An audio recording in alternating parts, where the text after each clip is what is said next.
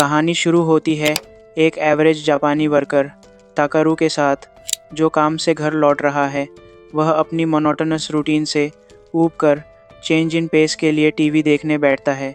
जैसे ही वह TV on करता है, स्क्रीन पर एक आकृति को देखते ही उसके चश्मे ब्राइटली ग्लो करने लगते हैं और वह एक अजीब दुनिया में टेलीपोर्ट हो जाता है। एक अजीब आदमी तकारू को चाय के साथ ग्रीट करता है, जिससे वह कंफ्यूज्ड हो जाता है। आदमी बताता है कि वह उनके सोलर सिस्टम मैनेजर हैं। तकारू देखता है कि मैनेजर अपनी उंगली पर माटियोस नाम का एक छोटा मिनी प्लैनेट बनाता है। मैनेजर कहता है कि प्लैनेट मैटियस एक इनहॉस्पिटेबल जगह है जहां कोई सिविलाइजेशन पनप नहीं सकती। वह उस मिनी प्लैनेट पर एक बूंद पानी डालता है और कहता है कि मैटियस पर जाने के बाद तकारू का यही इफ़ेक्ट होगा। अचानक मिली इस रिस्पॉन्सिबिलिटी से तकारू शॉक्ड हो जाता है। मैनेजर बताता है कि चूंकि तकारू पहले से ही डेड है, इसलिए वह अपनी सोल खो देगा। तकारू को लगता है कि उसके पास कोई चॉइस नहीं है।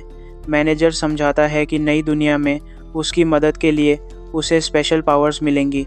वह तकारू को इन्फिनिट माना देता है और पूछता है कि क्या उसे और शक्तियाँ चाहिए। तकारू के लिए एक क्यूट हारी खरगोश जैसा मांगता है। मैनेजर नोट करता है और फिर उसे रेयर आइटम्स को खोजने और बेचने के लिए एक एक्सपेंडेड सर्च एबिलिटी देता है। और भी पावर्स लिखने के बाद मैनेजर बताता है कि उसके पास सारा लूट स्टोर करने के लिए एक बॉटमलेस बैग होगा और वह मियन लैंग्वेज बोल पाएगा।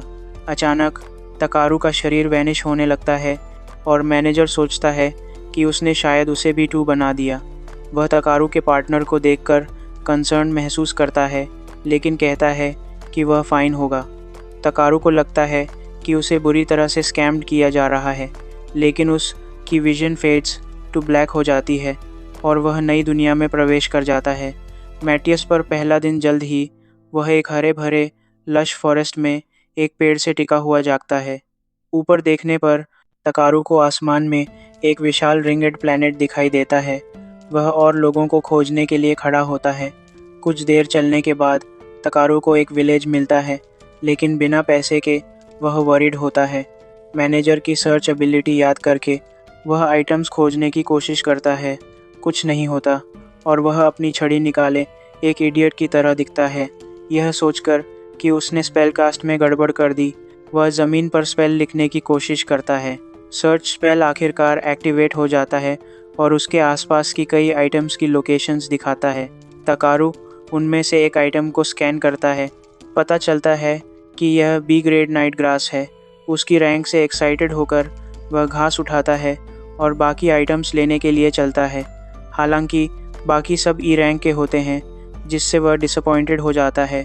फिर उसे एक प्रिटी रॉक मिलती है, लेकिन स्कैन से पता चलता है कि वह असल में मॉन्स्टर पूप है। तकारू शॉक्ड है कि वह पूप वास्तव में सी रैंक्ड है और अपने आइटम्स को बैग में स्टोर कर लेता है। वह गांव में आइटम्स बेचने के लिए निकलता है और प्रवेश द्वार पर एक यॉर्निंग गार्ड को देखता है। गार्ड उसकी ऊंचाई से सरप्राइज्ड होता है और पूछता है कि क्या वह एक नाइट है। तकारू समझाता है कि वह सिर्फ एक गैदरर है और गार्ड अपना परिचय कैप्टन मार्लो के रूप में देता है। मार्लो दरवाज़ा खोलने के लिए चलता है, समझाता है कि उनके गांव में तकारू की हर्ब्स खरीदने के लिए एक जनरल स्टोर है। तकारू अंदर जाते हुए उत्सुक स्टेयर से एम्बैरेस्ड महसूस करता है। वह जनरल स्टोर में जाता है और शॉपकीपर पूछता है कि क्या उसे कुछ चाहिए। तकारू पूछता है कि क्या वह मॉन्स्टर पूप बेच सकता है और शॉपकीपर आइटम की क्वालिटी से एक्साइटेड हो जाता है। वह तकारू को बताता है कि यह एक गोल्ड कॉइन में बिकेगा, तो तकारू पूछता है कि क्या यह इनमें रुकने के लिए काफ़ी होगा। शॉपकीपर बताता है कि एक गोल्ड कॉइन 2 रातों का इनका किराया दे सकता है, जिसका खर्च 500 रेव्स प्रति रात है। तकारू शॉक्ड है कि पूप इतना वर्थ रखता है और खुशी से शॉपकीपर का प्राइस स्वीकार कर लेता है। शॉपकीपर चमकदार पूप को अपने चेहरे पर रगड़ता है और पूछता है कि क्या तकारू के पास और मटेरियल्स हैं। तकारू उसे सारी हर्ब्स दे देता है। अपनी स्किल्स से शॉपकीपर को इम्प्रेस करता है। शॉपकीपर पूछता है कि वह अपने छोटे से स्टोर में रेयर आइटम्स क्यों बेच रहा है। इस पर तकारू कहता है कि वह एक ट्रैवलिंग मर्चेंट है, यह सोचकर कि उसके पास स्किल्स हैं। शॉपकीपर तकारू से एक सीरियस जॉब मांगता है। वह एक पूर्वी पहाड़ से कुछ रेयर माइथिल और की रिक्वेस्ट करता है और तकारू एक लोकल मैप मांगता है। शॉपकीपर नोट करता है और तकारू को उसके सभी आइटम्स के लिए 360 शून्य रेट्स का भुगतान करता है। इतना पैसा देखकर तकारू की आंखें बाहर निकल आती हैं, लेकिन शॉपकीपर चेतावनी देता है कि पहाड़ में मॉन्स्टर्स मिलेंगे। अपने पैसे से तकारू आराम करने के लिए एक इन बुक करता है। एक इन एम्प्लॉई गर्म पानी का एक टब लेकर कमरे में आती है। वह तकारू को बताती है कि वह पानी से अपना शरीर साफ कर सकता है और तकारू पूछता है कि वह फुल बाथ कहाँ ले सकता है। वह बताती है कि उनकी दुनिया में केवल नोबिलिटी ही फुल बाथ्स का खर्च उठा सकते हैं, लेकिन तकारू एक वाटर मैजिशियन से भी पूछ सकता है। अपनी मैजिक का उपयोग करने के लिए एक्साइटेड तकारू कटोरा लेता है और लड़की को कुछ अच्छे पैसे देकर जाने को कहता है। उसे भेजने के बाद तकारू वाटर बाथ के लिए शब्दों का चैंटिंग करने की कोशिश करता है। क्लीन शब्द एक पानी का बहाव बनाता है जो तकारू के शरीर को डीप क्लींस करता है। उसके कमरे के बाहर लड़की तकारू की यूफोरिक नॉइजेस से सरप्राइज्ड होती है। तकारू खुश है कि उसका शरीर क्लीन है, लेकिन फुल कोजी बाथ में सोख न कर पाने से फ्रस्ट्रेटेड है। अगले दिन तकारू कुछ और हर्ब्स गैदर करता है और फिर एक स्पेड सिंबल पाता है। उसे चेक करने पर वह कुछ फाइटिंग गियर पहने एक रॉटन स्केलेटन पाता है। तकारू शॉक में पीछे हट जाता है, महसूस करता है कि यह एक मरे हुए एडवेंचरर का शरीर है। वह एक एम्यूलेट उठाता है जिसमें एडवेंचरर की बहन का एक लेटर होता है। तकारू को पता चलता है कि एडवेंचरर अपने पिता की बीमारी ठीक करने के लिए पैसे खोज रहा था, लेकिन उसकी बहन चाहती थी कि वह घर लौट आए। मरे हुए सोल के लिए दुखी महसूस करते हुए वह उसके लिए एक ग्रेव बनाता है और कुछ प्रेयर्स करता है। उसके बाद वह अपने चारों ओर एक मैजिक बैरियर बनाता है और आग जलाने के लिए कुछ फ्यूल का उपयोग करता है। तकारू आग पर एक पॉट रखता है और उसमें कुछ पानी और वेजीज भरकर एक स्ट्यू बनाता है। फिर वह स्ट्यू में मीट डालता है और हीट को इंग्रेडिएंट्स को पकाने देखता है। स्टू तैयार होने पर तकारू एक बाइट लेता है। उसे डिलीशियस पाकर वह आइस स्काई वर्ल्ड की इतनी फ्लेवरफुल स्पाइसेस देने के लिए प्रशंसा करता है। खाने के बाद तकारू एंशिएंट ड्रैगन्स के वाइट फॉरेस्ट में जाता है। पास में डेंजरस मॉन्स्टर्स होने की जानकारी होने पर वह एक स्पेल से कुछ लाइट बनाता है। लाइट उसके चारों ओर कुछ हर्ब्स दिखाती है और न होने से तकारू डिसअपॉइंटेड होता है। कोई मॉन्स्टर न मिलने के लिए ग्रेटफुल महसूस करते हुए वह हर्ब्स चुनना शुरू कर देता है। तकारू सोचता है कि उसकी भयानक बॉडी ऑर्डर मॉन्स्टर्स को दूर भगा रही होगी और खुशी से फॉरेस्ट में डैश करने लगता है। वह जल्द ही टनल के अंत में लाइट पाता है और बाहर निकलने के लिए उसका पीछा करता है। हालांकि तकारू सीधे एक चाज़म में दौड़ जाता है और पिट में गिरने लगता है। वह जल्दी से पूरा डिक्शनरी चैंट करता है और अंत में फ्लाई करने का स्पेल पाता है। स्पेल की ग्लो उसके शरीर को घेर लेती है और तकारू को ग्रेसफुली ज़मीन पर सेटल होने में मदद करती है। वह राहत में बैठ जाता है, लेकिन अपने चारों ओर ओर्स के सिंबल्स देखता है। तकारू अपना हैमर निकालता है और सारा ओर माइन करने लगता है। वह एक टुकड़ा तोड़ता है और पता चलता है कि यह सिल्वर ओर है, लेकिन कोई माइथिल नहीं मिलता।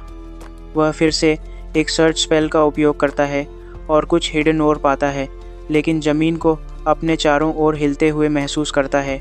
वह ओर लेने और जल्दी से निकलने का डिसाइड करता है। छिपी हुई रॉक को उजागर करने के लिए एक फायरबॉल स्पेल का उपयोग करता है। एक बार जब स्पेल रॉक को तोड़ता है तो तकारू को अंदर गहराई में माइथिल के कुछ छोटे टुकड़े मिलते हैं। वह कम अमाउंट से डिसअपॉइंटेड होता है और खोजने के लिए हिलती हुई ज़मीन को इग्नोर करता है। वह केव के बाकी हिस्सों को एक्सप्लोर करता है और उसकी गहराई में एक प्रिस्टीन अंडर वाटर लेक पाता है। वह पानी को स्कैन करने के लिए दौड़ता है और पता चलता है कि यह SS ranked magic elemental water है। तकारू वैल्यूएबल फाइंड से एक्साइटेड महसूस करता है, लेकिन पता चलता है कि यह वास्तव में एक एंशिएंट ड्रैगन्स नेस्ट का पानी है। एक गहरी आवाज़ गूंजती है, घुसपैठिए की आइडेंटिटी पूछती है, लेकिन तकारू इसे इग्नोर करता है और सोचता है कि पानी कैसे कलेक्ट किया जाए। वह पानी पीने की कोशिश करता है, लेकिन अचानक पानी फूटता है और ड्रैगन बाहर आता है। वह गुस्से में तकारू को उसे इग्नोर करता है, नॉर करना बंद करने का ऑर्डर देता है और वह क्रीचर को साइलेंस में देखता है। ड्रैगन नोटिस करता है कि तकारू उसकी उपस्थिति में कितना काम है और तकारू उसके लेयर में घुसपैठ करने के लिए अपोलोजाइज करता है। जैसे ही ड्रैगन तकारू के शरीर की जांच करता है, उसे उसके सामने सबमिट करने में अजीब लगता है। ड्रैगन तकारू के करेज के लिए रिस्पेक्ट महसूस करता है और उसकी आइडेंटिटी पूछता है। तकारू खुद को ह्यूमन बताता है। अपने शरीर में वास्ट अमाउंट्स ऑफ माना से ड्रैगन को सरप्राइज करता है। ड्रैगन बताता है कि तकारू के माना ने उसे जगाने पर फोर्स किया, लेकिन वह कंफ्यूज महसूस करता है। ड्रैगन तकारू को बताता है कि उसका माना उसके जितना ही पावरफुल है और तकारू आखिरकार महसूस करता है कि वह एक एंशिएंट बीस्ट से बात कर रहा है। ड्रैगन नॉड करता है और अपना परिचय वैल्ड्यूस के रूप में देता है। तकारू पूछता है कि क्या वह उसे वी कह सकता है और वाल्डियोस अग्रीज होता है। वह तकारू से एक फेवर मांगता है, कहता है कि वह अपनी अविश्वसनीय पावर से उसके चिल्ड्रन को जगा सकता है। तकारू सरप्राइज महसूस करता है तो वी समझाता है कि उसके लेयर के चारों ओर मैजिक एलिमेंट स्टैग्नेटेड हो गया है। वह अपनी सेवाओं के लिए तकारू को भुगतान करने की ऑफ़र देता है और रिवॉर्ड के रूप में शुद्ध माइथिल ओर का एक बड़ा क्लस्टर समन करता है। तकारू वी से पूछता है कि एग्स कहाँ हैं और ड्रैगन पानी से एक बड़ा ब्लैक एग समन करता है। वह इसे तकारू को भेजता है, जो एग को अपने कान से लगाता है और अंदर बेबी ड्रैगन की हल्की हार्ट बीट सुनता है। तकारू सोचता है कि अंदर के बेबी को कैसे जगाया जाए और वी उसे एग के अंदर अपना माना पूर करने को कहता है। वी समझाता है कि यह लाइट स्पेल बनाने जैसा ही है, तो तकारू एग को हीट अप करने का डिसाइड करता है। हीट अप होने के बाद एग एक पावरफुल ऑरा रिलीज़ करता है और तकारू के सारे माना को अंदर खींचना शुरू कर देता है। वी एक विलेन की तरह हंसने लगता है और तकारू को महसूस होता है कि उसे इस शेडी ओल्ड बीस्ट ने ड्यूप्ड किया है। अपनी स्ट्रेंथ खोते हुए तकारू की विजन फेड्स होती है और वह खुद को पानी में डूबता हुआ महसूस करता है। तकारू सपने में एक अजीब आवाज़ सुनता है, उसे इतना केयरलेस होने के लिए डांटता है। एक आदमी तकारू के सामने आता है और बताता है कि उसे ड्रैगन से भाग जाना चाहिए था। आदमी तकारू को बताता है कि वह हज़ारों सालों से प्लैनेट माथियोस के साथ टॉइंग कर रहा है, लेकिन तकारू ने वहां अपने दूसरे दिन ही पूरी दुनिया को शेकन कर दिया है। आदमी सोचता है कि तकारू की केयरलेसनेस स्पेस मैनेजर की प्रोटेक्शन को कमज़ोर कर देगी। इससे पहले कि वह याद करे कि तकारू एक क्यूट पार्टनर चाहता था। जैसे ही तकारू की आंखें फिर से बंद होने लगती हैं, आदमी उसे बताता है कि वह कुछ ट्रबल डिज़र्व करता है, इससे पहले कि तकारू कोई एक्सप्लेनेशन मांग पाए। विजन फेड्स होती है और वह रियल वर्ल्ड में जागता है। तकारू अंधेरी केव में एक क्यूट वॉइस को चीखते हुए सुनता है और वी पूछता है कि क्या वह फाइन है। तकारू सोचता है कि वी एक फेक वॉइस से उसे प्रैंक कर रहा है और उसे एक्सपोज करने के लिए एक लाइट स्पेल का उपयोग करता है। हालांकि उसे एक ड्रैगन हैचलिंग उस पर चीखता हुआ मिलता है, जो सीधे उसके चेहरे पर जंप करता है। तकारू बेबी ड्रैगन को नीचे रखने के बाद वी उसे नेम देने को कहता है। तकारू सरप्राइज महसूस करता है कि वी उसे अपने बच्चे को नेम देने दे रहा है। ड्रैगन समझाता है कि उसके बच्चे का पहले से ही एक ड्रैगन नेम है, लेकिन तकारू को उसे उसका कॉमन नेम देना चाहिए। तकारू खड़ा होता है और अपने दिमाग को रैक करता है और उसके ब्लैक रंग के लिए उसे बी बुलाने का डिसाइड करता है। अपने नए नेम को लव करते हुए बी अपनी अप्रिसिएशन दिखाने के लिए तकारू के चेहरे को चाटना शुरू कर देता है। बी अपने बच्चे को उसके पूरे नेम ब्लैक नोबी वाल्डियोस से बुलाता है और सूटेबल निकनेम के लिए तकारू की प्रशंसा करता है। फिर वह बी को तकारू के साथ दुनिया घूमने की परमिट देता है। तकारू बेबी को अपनी पार्टी में शामिल होते हुए महसूस करता है और वी को याद दिलाता है कि उसे अपने न्यूबॉर्न बेबी के साथ कुछ समय बिताना चाहिए। वह सोचता है कि वी को अपने बेबी पर एक स्ट्रेंजर पर ट्रस्ट नहीं करना चाहिए, लेकिन वी तकारू पर ट्रस्ट करता है क्योंकि वह उससे स्ट्रॉन्गर है। फिर वह तकारू के बैग पर एक बीम कैस्ट करता है, इससे पहले कि वह पानी में वापस डूब जाए। जैसे ही बी तकारू के चेहरे पर स्लॉबरिंग जारी रखता है, वी गुड बाय कहता है, इससे पहले कि वह गहराई में वैनिश हो जाए। तकारू सुरियल एक्सपीरियंस से सरप्राइज महसूस करता है और बी से गंभीरता से पूछता है कि क्या वह एक गैदरिंग जर्नी के लिए तैयार है। बी खुशी से अग्रीज होता है, इसलिए वह उनके आने वाले एडवेंचर्स के दौरान अपनी नाक की प्रोटेक्ट करने के लिए उसके स्टिंकी बॉडी को धोता है। गुफा से बाहर आने के बाद तकारू ने बी को जंगल में खुशी से भिना भिनाते हुए देखा। रात में ट्रैवल करना ठीक नहीं लगा, इसलिए उसे वहीं कैंप आउट करने का फैसला किया क्योंकि उसे भूख लगी थी। खाने की तैयारी करते हुए उसने मैजिक एलिमेंटल वाटर निकाला। पानी देखकर उसे याद आया कि वी ने उसके पानी को मैजिक लेक से जोड़ दिया था ताकि वह बी को खाना दे सके। बी ने पानी पिया और मांगा तो तकारू ने उसे एक और कप दिया, लेकिन बी ने वह कप तकारू को वापस दिया। तकारू ने वह तरोताज़ा पानी पिया। पानी पीने के बाद तकारू ने कुछ मैजिक स्टोन्स रखे और उनके चारों ओर एक बैरियर बना दिया। इन कीमती स्टोन्स का इतनी आसानी से इस्तेमाल करते हुए उसे याद आया कि इस दुनिया में ये कितने वैल्यूएबल हैं, पर चूंकि वह खुद के माना से मैजिक स्टोन्स बना सकता था, इसलिए छोटी मोटी चीज़ों के लिए वह इन्हें इस्तेमाल करने में फ्री महसूस करता था। एक और मैजिक स्टोन लेकर तकारू ने उसे गर्म करके कुकिंग शुरू कर दी। बी भी हैरान हो गई जब उसने तकारू को महंगे स्टोन्स को किचन स्टोव बनाते देखा। तकारू ने पहले की तरह स्टेक और स्टू बनाया और एक्साइटेड था क्योंकि खाना बहुत टेस्टी था। उसने देखा कि बी मीट को देखकर ड्रूल कर रही थी, पर उसे डर था कि कहीं यह फॉरेन फूड उसे नुकसान न पहुंचाए। तकारू ने उसे थोड़ा सा दिया, लेकिन बी का मुंह गर्म खाने से जल गया। मदद के लिए तकारू ने खाने पर फूंक मारकर उसे ठंडा किया। आखिरकार बी ने स्ट्यू का मज़ा लिया और उसका पेट भर गया।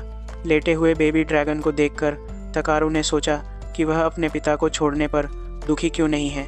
जवाब में बी ने तकारू को गले लगा लिया, जिससे उसे एहसास हुआ कि वह उसके साथ रहकर खुश है।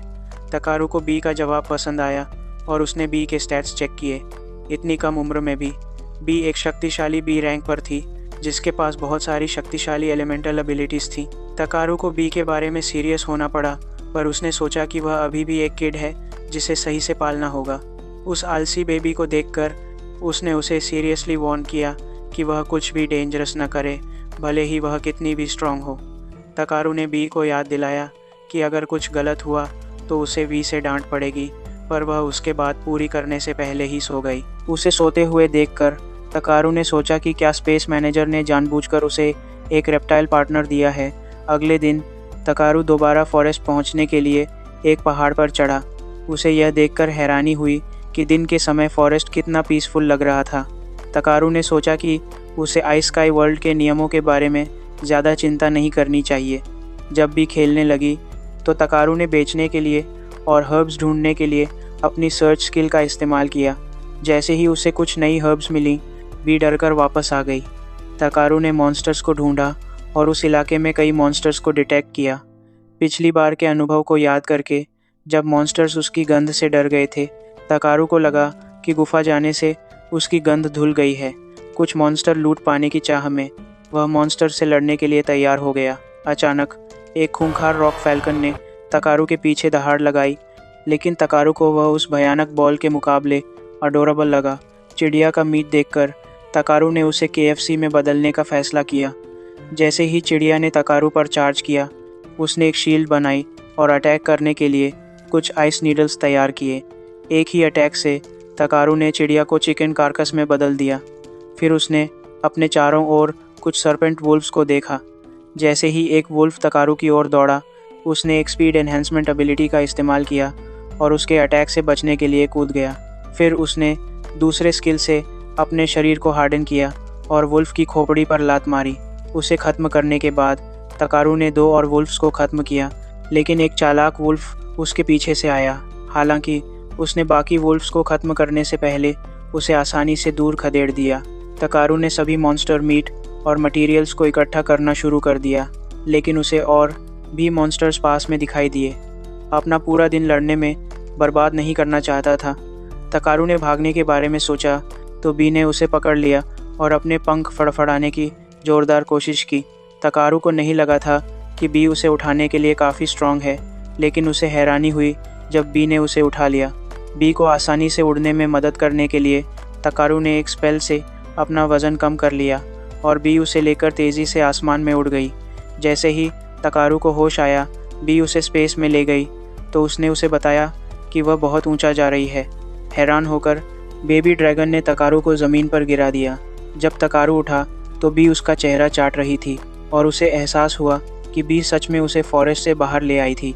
तकारू बी की तेज़ स्पीड से शॉक था और उसने मदद के लिए उसे थैंक किया। हालांकि उसने ड्रैगन को अगली बार धीमे रहने के लिए कहा क्योंकि वह उसकी पूरी पावर को संभाल नहीं सकता था। अपनी तारीफ से खुश होकर बी ने तकारू को गले लगाने की कोशिश की, लेकिन गलती से उसके पेट में हेडबट मार दिया। इसके बाद वे टॉर्मी विलेज की ओर वापस जाने लगे। वापस जाते समय बी ने तकारू के हाथ में एक अजीब शाखा देखी तो तकारू ने समझाया कि इसे एक द्रुसल ब्रांच कहते हैं। तकारू ने बताया कि यह एसएस रैंक लेजेंडरी आइटम उसके पास इस दुनिया में उसके पहले दिन से था, लेकिन इसकी पावर्स अभी इनएक्टिव हैं। बी ने सिर हिलाया और शाखा पर थोड़ा स्मोक फूंका। तकारू यह देखकर शॉक था कि बी की मैजिक ब्रेथ ने सच में उस सोए हुए आइटम को वेकअप कर दिया था। उसने सोचा कि इस नए स्टाफ का इस्तेमाल कैसे करे, सोचते हुए कि यह उसे एक गैदरर के बजाय एक मैजिशियन जैसा दिखाएगा। अचानक उन्हें फॉरेस्ट में एक ग्राउल की आवाज़ सुनाई दी और तकारू ने बी को अलर्ट रहने के लिए कहा। जैसे ही तकारू ने सोचा कि क्या यह कोई और मॉन्स्टर है, बी अचानक उस आवाज़ की ओर उड़ गई। तकारू उसके पीछे भागा, यह उम्मीद करते हुए कि बेबी सेफ रहे। उसने बी को एक पेड़ के चारों ओर घूमते हुए पाया और उसके नीचे एक युवा एल्फ को गिरा हुआ देखा। तकारू ने सोचा कि क्या उस ग्राउलिंग मॉन्स्टर ने उस पर हमला किया है, लेकिन एल्फ के भूखे पेट ने उसके सवाल का जवाब दिया कि उसने कई दिनों से कुछ नहीं खाया है। एल्फ ने कुछ पानी मांगा। तकारू ने अपने बैग से उसके लिए ताज़ा पानी निकाला, जिसे उसने जल्दी से गटक लिया। एल्फ ने तकारू को उसकी मदद के लिए थैंक किया, लेकिन उसे अभी भी भूख लग रही थी, यह याद करके कि उसके पास अभी भी कुछ लंच बचा है। तकारू ने उसे एक सैंडविच दिया और एल्फ ने उसे लालच से खा लिया। जब लड़की ने इस हेवनली मील की तारीफ़ की तो तकारू को एक एल्फ को इतना अनरिफाइंड व्यवहार करते देखकर शॉक्ड हुआ। उसने लड़की को याद दिलाया कि भूखे व्यक्ति को बासी ब्रेड भी स्वादिष्ट लगेगा और लड़की ने कहा कि उसने अपनी विल टू लिव वापस पा ली है और सोच रही थी कि उसका खाना इतनी जल्दी कैसे ख़त्म हो गया। तकारू ने उसे याद दिलाया कि विलेज फॉरेस्ट से ज़्यादा दूर नहीं है। जब उसने बताया कि वह जल्दी में निकली थी तो तकारू ने उसे इतना केयरलेस होने के लिए डांटा। एम्बैरेस्ड होकर लड़की समझाने की कोशिश करने लगी, लेकिन तकारू को उसकी गंदी बदबू महसूस हुई।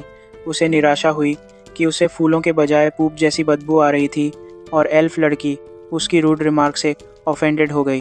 तकारू को उसकी मदद के लिए थैंक करने के बाद वह उठकर जाने लगी और फॉरेस्ट से होकर तेज़ी से भागी। एल्फ लड़की के जाने के बाद तकारू घर जाते समय कुछ और मटेरियल्स इकट्ठा करने लगा। फॉरेस्ट के बाहर वी ने कुछ देखा और तकारू ने सड़क पर एक कैरेज को देखा। जैसे ही कैरेज पास आई, तकारू ने देखा कि उसे एक खास ई रैंक यूनिकॉर्न हॉर्स खींच रहा था। कैरेज ड्राइवर, जिसका नाम पोरोन था, उसने तकारू से पूछा कि वह फॉरेस्ट में अकेला क्या कर रहा है, तो तकारू ने उसे बताया कि वह टॉर्मी विलेज जा रहा है। पोरोन हैरान था कि वह सारा रास्ता पैदल चल रहा था, जबकि उसकी पत्नी और बच्चे जिज्ञासा से देख रहे थे। उसके हाथ में स्टाफ देखकर उसने तकारू से पूछा कि क्या वह मैजिशियन है। तकारू ने जल्दी से समझाया कि वह सिर्फ एक गैदरर है और पोरोन उसकी रेयर जॉब से इम्प्रेस्ड हुआ और बताया कि वह भी टॉर्मी जा रहा है। पोरोन ने तकारू को राइड की ऑफ़र दी। तकारू ने मना कर दिया, यह कहते हुए कि वह कैरेज में फ़िट होने के लिए बहुत बड़ा है, और पोरोन के बच्चे तकारू के अजीब अपीयरेंस पर हंसने लगे। हालांकि पालोम ने जोर दिया कि तकारू उसके साथ राइड करे, इसलिए वह कैरेज के पीछे बैठ गया। कैरेज में बैठते हुए तकारू ने सोचा कि इस दुनिया के सभी बच्चे उसे इतना क्यों पसंद करते हैं। पोरोन ने उसे उसके साइज़ के लिए छेड़ा और तकारू ने इतनी जगह लेने के लिए फिर से अपोलोजाइज़ किया। पोरोन ने कहा कि उसे फेलो टॉर्मी रेजिडेंट की मदद करने में कोई दिक्कत नहीं है और उसके परिवार ने भी सहमति दी, जबकि तकारू को हैरानी हुई कि इतने छोटे बच्चे एक डेंजरस ट्रिप पर जा रहे हैं। पोरोन की बेटी, जिसका नाम यूनान था, ने उसे एक गिफ्ट दिया। काइंड गिफ्ट को स्वीकार करते हुए तकारू ने पूछा कि परिवार उस पर इतनी आसानी से ट्रस्ट क्यों कर रहा है। पोरोन के बेटे किन ने उसे बताया कि अगर तकारू कोई बैड गाय होता तो उनकी मैजिकल आइटम उन्हें अलर्ट कर देती। तकारू ने मैजिक स्टोन वाली छोटी सी बेल को देखा और सोचा कि वह भी ऐसा आइटम बना सकता है। फिर उसे अपना इंट्रोडक्शन देना याद आया और पोरोन की पत्नी एलाइजा ने भी अपना इंट्रोडक्शन दिया। अचानक भी तकारू के बैग्स में संघर्ष करने लगी और चो ने इसे देखा। उन्होंने अजीब आवाज़ के बारे में पूछा, लेकिन तकारू ने इसे छिपाने की कोशिश की क्योंकि वह एक रेयर मॉन्स्टर है। एलाइजा ने उसे बताया कि एडवेंचरर्स के लिए मॉन्स्टर पेट्स रखना ज़्यादा रेयर नहीं है, इसलिए उसने उन्हें उसे देखने दिया। जैसे ही बी बाहर आई, बच्चे उस पर फॉनिंग करने लगे, जबकि पोरॉन और उसकी पत्नी शॉक थे कि तकारू को एक रेयर ड्रैगन मिला है। बी की ट्रू आइडेंटिटी, एक एंशिएंट ड्रैगन को छिपाने के लिए तकारू ने उन्हें बताया कि वह सिर्फ एक ब्लैक ड्रैगन है। उन्होंने सोचा कि क्या वह ड्रैगन नाइट है, तो तकारू ने समझाया कि उसने बस एक ड्रैगन एग से हैच किया है जो उसे मिला था। जब भी तकारू को प्लेडो की तरह इस्तेमाल कर रही थी, पोरॉन हैरान था कि वह अकेले एक ड्रैगन एग को हैच कर सकता है। तकारू ने एलाइजा से पूछा कि ड्रैगन्स कितने रेयर होते हैं, और उसने समझाया कि ड्रैगन नाइट को देखना ही अनकॉमन है, लेकिन रियल ड्रैगन्स और भी मुश्किल से मिलते हैं। वीडियो गेम्स से ड्रैगन नाइट्स के बारे में सोचते हुए तकारू ने सोचा कि क्या उसे इस दुनिया में कोई मिल सकता है। बाद में रात में जब वे ब्रेक के लिए रुके, तकारू ने बैरियर लगाने के लिए अपने मैजिक स्टोन्स का इस्तेमाल किया। पोरॉन को रिलीफ महसूस हुआ कि कोई मॉन्स्टर्स उन्हें परेशान नहीं करेगा, और तकारू ने उसे बताया कि बी किसी भी सस्पिशियस चीज़ पर नज़र रखेगी। बेबी बी के चारों ओर उड़ने से परिवार को उसकी पावर से सेफ महसूस हुआ। जब एलाइजा रात का खाना तैयार करने लगी, तकारू ने पूछा कि क्या वह रात का कुकिंग संभाल सकता है। जैसे ही उसने अपने बैग से अपना कुकिंग सेट निकाला, बच्चों को लगा कि तकारू एक असली मैजिशियन है। तकारू ने समझाया कि यह सिर्फ एक बॉटमलेस स्टोरेज बैग है, और फिर कुक करना शुरू कर दिया। जैसे ही खाना बन गया, परिवार खाने के लिए एक्साइटेड था। तकारू के उन्हें शुरू करने के लिए इनवाइट करने के बाद बच्चों ने पहले खाना शुरू किया और तुरंत फूड के लव में पड़ गए। पोरॉन और एलाइजा ने भी कुछ खाना खाया, और एलाइजा ने तकारू के कुकिंग की तारीफ़ की। हालांकि पोरॉन चुप रहा और उसके कंधे हिल रहे थे, इसलिए एलाइजा ने उससे पूछा कि क्या वह ठीक है। अचानक उसने आंसू और बलगम भरे चेहरे से ऊपर देखा, रोते हुए कि उसे अपनी जर्नी के दौरान सभी बेस्वाद ड्राइड मीट्स के बाद आखिरकार रियल फूड खाने को मिला है। पोरॉन की एग्जैजरेटेड प्रेज़ पर तकारू हंसने लगा, लेकिन पोरॉन ने जोर देकर कहा कि उसने फूड के टेस्ट को बढ़ाने के लिए किसी तरह के मैजिक का इस्तेमाल किया है। यहाँ तक कि बच्चे भी अपने पिता की मज़ेदार हरकतों पर हंसने लगे और फिर रात का खाना ख़त्म किया। जब वे डन हो गए, पोरॉन ने एक गिटार निकाला और एलाइजा ने म्यूज़िक के साथ गाना शुरू किया। तकारू पोरॉन के खुश बच्चों के साथ खेलने लगा, परिवार के साथ सिंपल जॉय बाउंड रहा था। उसे पृथ्वी पर अपना लोनली लाइफ याद आया। पोरॉन के परिवार के साथ अपना समय एंजॉय करते हुए तकारू ने सोचा कि दूसरे लोगों के साथ समय बिताना एक अमेजिंग एक्सपीरियंस है। इस बात से खुश होकर कि आई स्काई वर्ल्ड ने उसे दूसरे लोगों के साथ एक नया जीवन दिया है, उसने खेलने के बाद बी को सुला दिया, बेबी ड्रैगन के खर्राटों के साथ। तकारू अपने बेड में लेट गया। अगली सुबह जल्दी तकारू अपने टूल्स को मेंटेन कर रहा था, जबकि मर्चेंट और उनकी वाइफ गांव के लिए निकलने की तैयारी कर रहे थे। ब्रेकफास्ट के बाद उन्होंने अपना जर्नी फिर से शुरू किया, और जल्द ही ग्रुप टॉर्मी विलेज के बाहर पहुंच गया। सामने के गेट पर तकारू कैरेज से नीचे उतरा और साथ में ट्रैवल कराने के लिए मर्चेंट और उनके परिवार को थैंक्स कहा। मर्चेंट ने भी तकारू की अच्छाई के लिए उसे अप्रिशिएट किया और गांव के अंदर अपने घर की ओर जाने से पहले उसे थैंक्स कहा। गेट गार्ड ने तकारू के पास आकर बताया कि यह परिवार सिर्फ स्प्रिंग में गांव आता है और विंटर में सिटीज़ में रहता है। तकारू को सरप्राइज़ हुआ और गार्ड ने एक्सप्लेन किया कि मर्चेंट दूसरे रीजन्स में निटेड मटेरियल्स बेचकर लिविंग कमाता है। तकारू को याद आया कि मर्चेंट ज़्यादातर समय उदास क्यों दिख रहा था, और उसने अस्यूम किया कि इस सीज़न बिजनेस अच्छा नहीं रहा होगा। वह कम से कम इस बात से ग्लैड था कि वह अपनी चीट स्किल से मटेरियल्स गैदर कर सकता है और मानता है कि वह सच में गॉड्स ब्लेस्ड है। तकारू कलेक्टर जेरोम की शॉप पर गया ताकि उसने जो मटेरियल्स गैदर किए थे उन्हें बेच सके। साथ ही जेरोम ने जिस माइथिल ओर को रिक्वेस्ट किया था वह भी उसे दिया। जेरोम ने माइथिल ओर को ध्यान से देखा और काफ़ी हेमिंग एंड होइंग के बाद उसने सांस छोड़ी और तकारू को यह ग्रेट न्यूज़ दी कि यह माइथिल ओर असल में माइथिल मैजिक ओर है। तकारू यह पहले से जानता था क्योंकि उसने जानबूझकर माइथिल मैजिक ओर को माइथिल ओर में मिलाया था, लेकिन उसने सरप्राइज होने का एक्ट किया। जेरोम ने टाकरू से पूछा कि उसे इतना बड़ा ट्रेजर कैसे मिला, यह मेंशन करते हुए कि यह और एक लेजेंडरी ऑब्जेक्ट है। यह जानकर टाकरू को सच में शॉक लगा, जिससे उसे रियलाइज़ हुआ कि उसकी स्किल्स कितनी ब्रोकन हैं। उसे और भी सरप्राइज तब हुआ जब उसे पता चला कि उसने जो और कलेक्ट किया है वह इस कंट्री के पास मौजूद सभी मैजिक स्टोन्स की कंबाइंड पावर से ज़्यादा पावर देने के लिए इनफ है। यह एक काफ़ी सीरियस मैटर है। इसलिए टाकरू ने क्लेम किया कि इस बार वह लकी था, लेकिन जेरोम को ऐसा नहीं लगा। जेरोम को सर्टेनिटी थी कि टाकरू एक exceptionally talented prodigy level material gatherer है, लेकिन उसे अजीब यह लगा कि टाकरू में कॉमन सेंस की कितनी कमी है। उसे वेल विशिंग करते हुए जेरोम ने टाकरू को बेल्काइम सिटी जाने की एडवाइस दी, यह अश्योर करते हुए कि अगर वह वहां जाता है तो उसे हर तरह की वैल्यूएबल इन्फॉर्मेशन मिल सकेगी। जेरोम का मानना था कि टाकरू जैसे आदमी के लिए सक्सेसफुल और फेमस बनना ज़्यादा ईजियर होगा। टाकरू ने एक सेकंड के लिए सोचा और फिर जेरोम के प्रोपोजिशन पर अग्री हो गया। बाद में उसी रात टाकरू अपने इन पर वापस आकर एक एनसाइक्लोपीडिया पढ़ रहा था। जाहिर है उसे नहीं पता था कि एडवेंचरर्स गिल्ड क्या होती है, इसलिए वह उस बुक में इन गिल्ड्स के बारे में डिटेल्स ढूंढ रहा था। एनसाइक्लोपीडिया के कंटेंट्स को अच्छी तरह से पढ़ने के बाद टाकरू ने एडवेंचरर्स गिल्ड में शामिल होने और ऑफिशियली एक एडवेंचरर बनने का डिसाइड किया, क्योंकि इस तरह वह इस ब्यूटीफुल इसेकाई वर्ल्ड में ट्रैवल करते हुए मनी कमा सकता था। उसी समय वह बेल्केम जाने के लिए पम्प्ड अप हो गया, लेकिन वह रश में नहीं था, क्योंकि वह इस गांव में कुछ और थिंग्स करना चाहता था। अगली सुबह सबसे पहले उसने एक बूचर से फॉरेस्ट में हराए गए मॉन्स्टर्स के मीट को कटवाया। इन मटेरियल्स के साथ उसने रात में गांव वालों के लिए एक फीस्ट रखा। अगले दिन वह विल्डरनेस में और हर्ब्स कलेक्ट करने के लिए बाहर गया और उसके अगले दिन गांव छोड़ने का मन बना लिया। वह सीजनिंग्स खरीदने के लिए एक लेडी शॉप गया और जब उन्हें पता चला कि वह जाने का प्लान बना रहा है तो वह उदास हो गईं और उसे अश्योर किया कि बाकी सभी गांव वाले भी उदास होंगे और उसे बहुत याद करेंगे।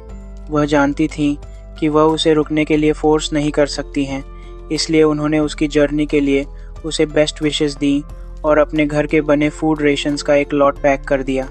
चूँकि बेल्काइम पहुँचने में ऑलमोस्ट अ मंथ लगने वाला था, हालांकि टाकरू और गांव वालों के बीच के रिलेशनशिप को ज़्यादा एक्सप्लोर नहीं किया गया था, यह एविडेंट था कि सभी उसे बहुत एडोर करते थे।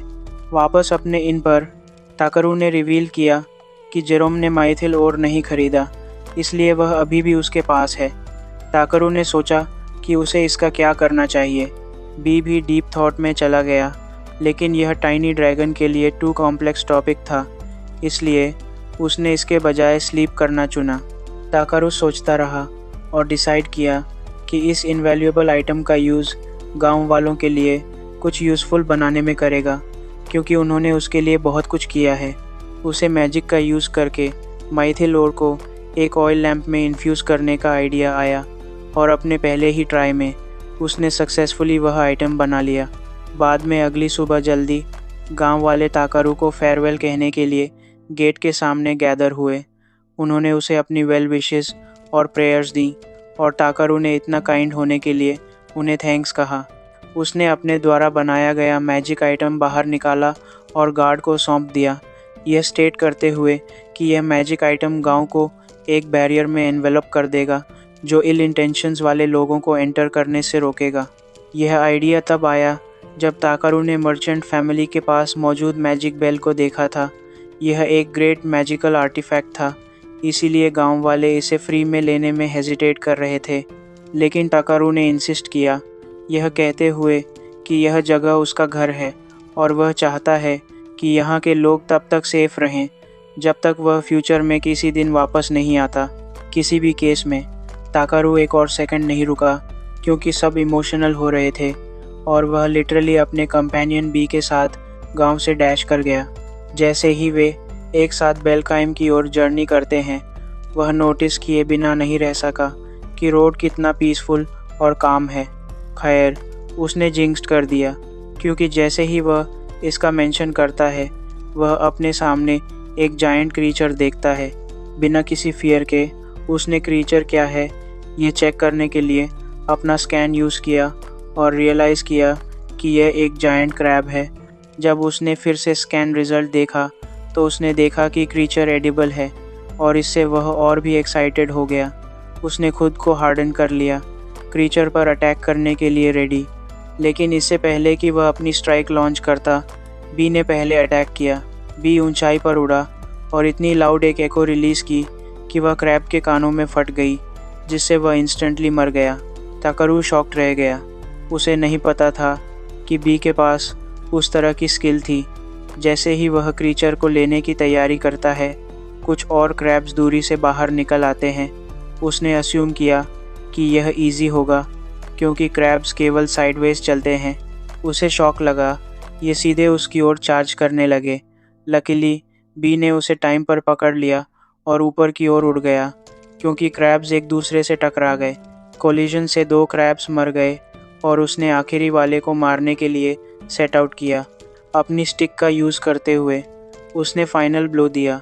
उन्होंने क्रैब्स को पैकअप किया और कुक करने की तैयारी की। उसने फायरवुड सेटअप किया, अपना जाइगेंटिक पॉट बाहर निकाला और क्रैब को काटने के लिए अपना हाथ नाइफ में हार्डन किया। जल्द ही मील रेडी हो गया। उन दोनों ने एक बाइट लिया और टेस्ट ने उन्हें अमेज़ कर दिया।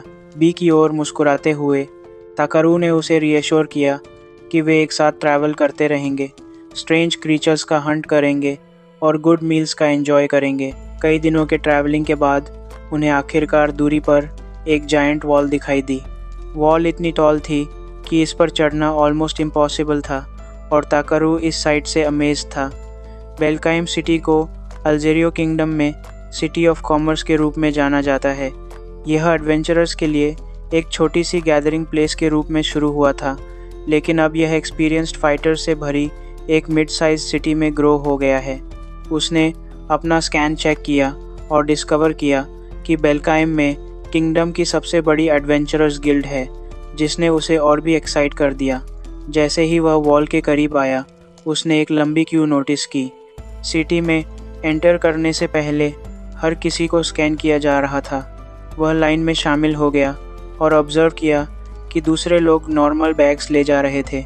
इसीलिए उसने अपने बैग को भी एक जैसा डिस्गाइज करने के लिए मैजिक का यूज़ किया। जब उसकी टर्न आई तो उसने बी को बैग के अंदर छिपा लिया और हॉल में स्टेप रखा।